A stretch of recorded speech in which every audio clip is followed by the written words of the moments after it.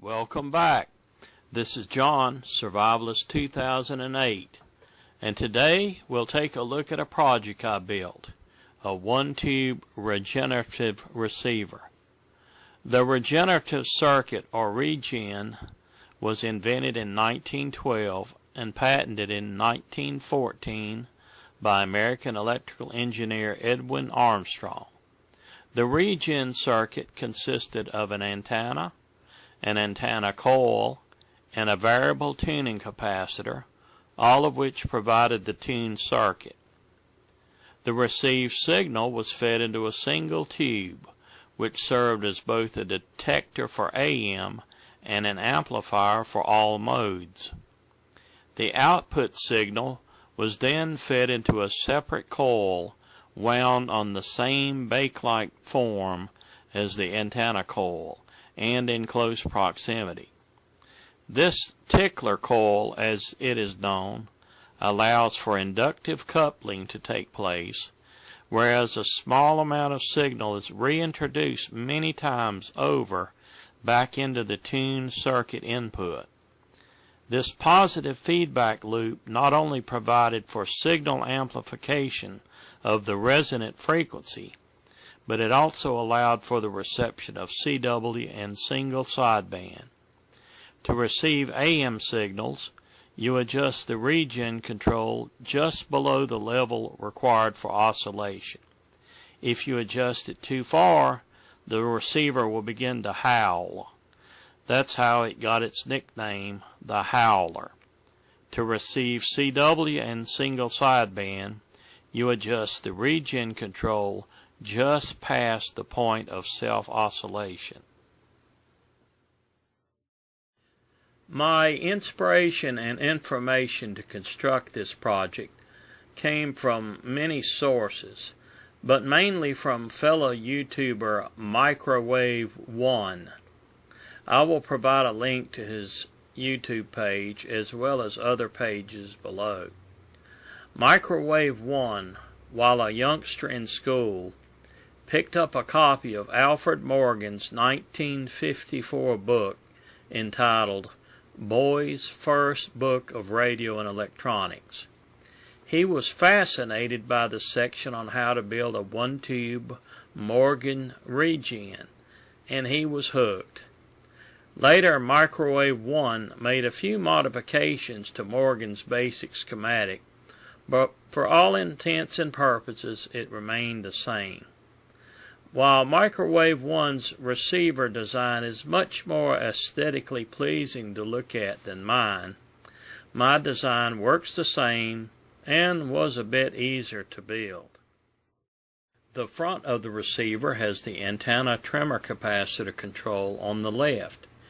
An on-off switch is in the center, which turns off current flow from the 6-volt DC A battery through the filament of the 6BF6 tube. The regen control is on the right.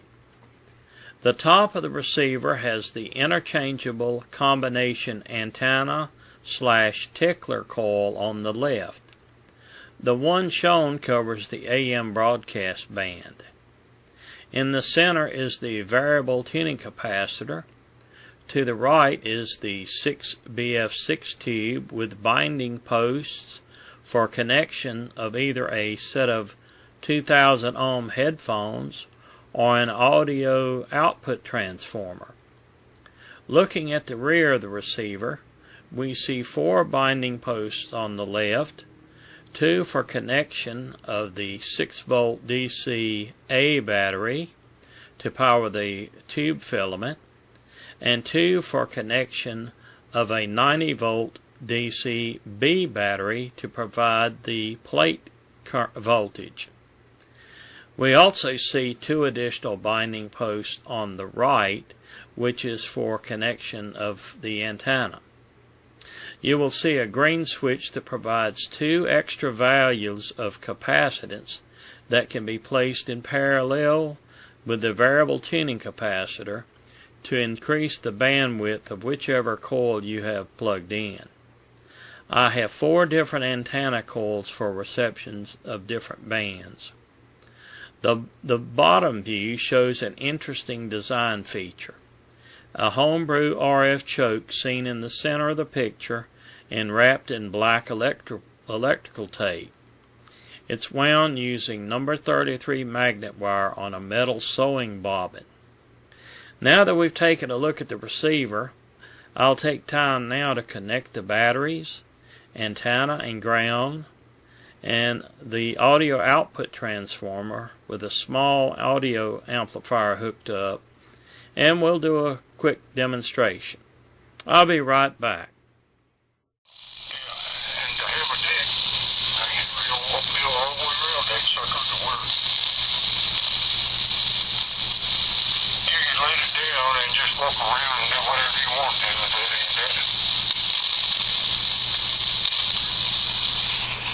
Okay, as you can see, we've already got the radio hooked up. I have it hooked up to an 80-meter outdoor dipole, and it's fed with coax here into the ham shack. It has a matching box outside which is grounded, so that makes an excellent ground for the radio. The center conductor goes into the regenerative receiver, and it acts more or less as a long wire. We have our A and B batteries hooked up. The white box has 10 9-volt batteries in series, provides the 90 volts for the plate current, and the 4 D batteries back here provides the filament current at 6 volts, which is adequate for the 6BF6. We also have an output transformer hooked up so we can listen to the small Radio Shack speaker and built-in amplifier. And we've got an 80-meter coil here. As you've already heard, we are tuned in on 80-meter single sideband. It's quite critical. You have to work with the regenerative control, you have to work with the tuning capacitor, and you have to work with the antenna trimmer, which acts more or less as a fine-tuning knob. Now, I have found that capacitive couplets will affect the radio if you're touching the controls with your hand, and I didn't put in an expensive insulated control knob system. So what I've done is took and got a real cheap, this is a prescription bottle, and as you can see, I've placed some tape on it, and that tape acts like a little gripper, and when I insert it in over the knob, I can turn it. So that's a cheap way of preventing capacitive couplets.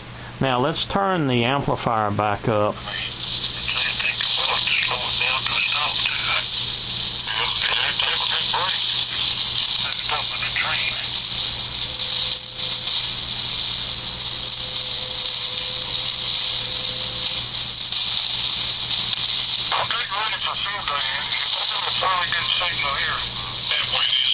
Now I'm going to demonstrate the adjustment of the antenna trimmer.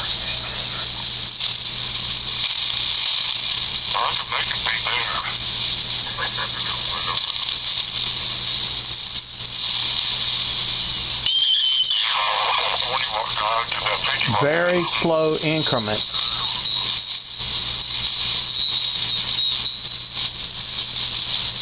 Now if I touch it with my hand, the capacitive couplets will change the frequency a little. See how it sounds?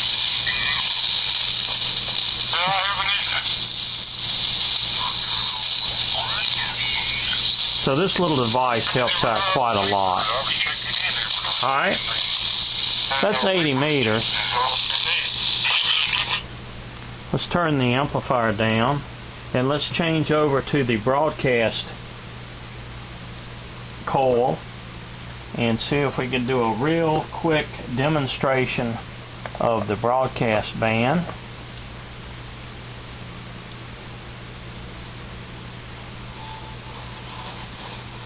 Okay, we'll turn the regenerative control back because we're going to be tuning in AM and we don't need it to oscillate.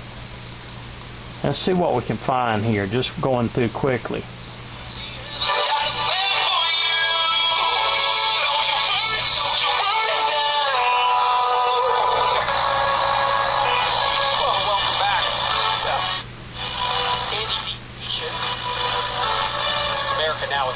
just want to fill it in, Wes Moss. You might have heard him, or you probably, I don't know. I know that A&E is a really loyal following. He's probably the smartest guy in radio.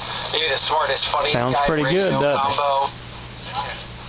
Bible said he came to himself in that spiritually dead and loose condition.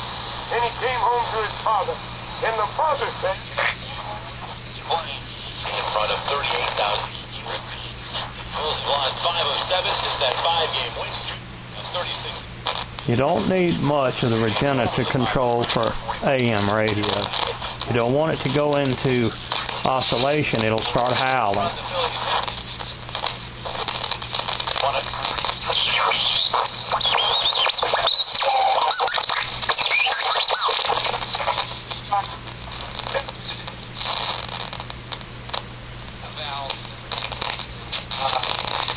People like Hillary Clinton that are crying poor.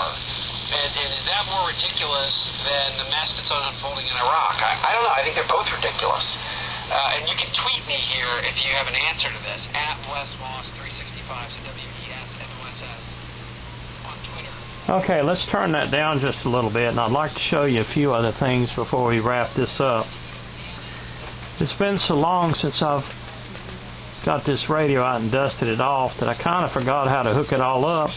So what I did a long time ago was create this little pictorial diagram of all the connections. That could be very useful. Also, I had such a good time tuning in radios years ago that I even started a little log that I kept up with what date and time, the frequency, the call sign, where they were, and I even was able to set up what the antenna settings and the capacitor settings were, and the regenerative settings, and I made some program notes. So it was a fun thing to do, to go ahead and have that to go along with the regenerative radio. Well, that's a quick demonstration of this particular radio. It's a great radio to learn, a great radio to fool around with. It is very critical in the tuning. You do have to have a little device that'll prevent your capacitive coupling to occur. But if you get all that set up, you'll spend hours and hours and hours enjoying this radio. So I hope you've enjoyed it. Thanks for stopping by the Survivalist 2008 channel, and we'll catch you again real soon. 877-927-2639. Or is it more ridiculous, the fact that Joe Biden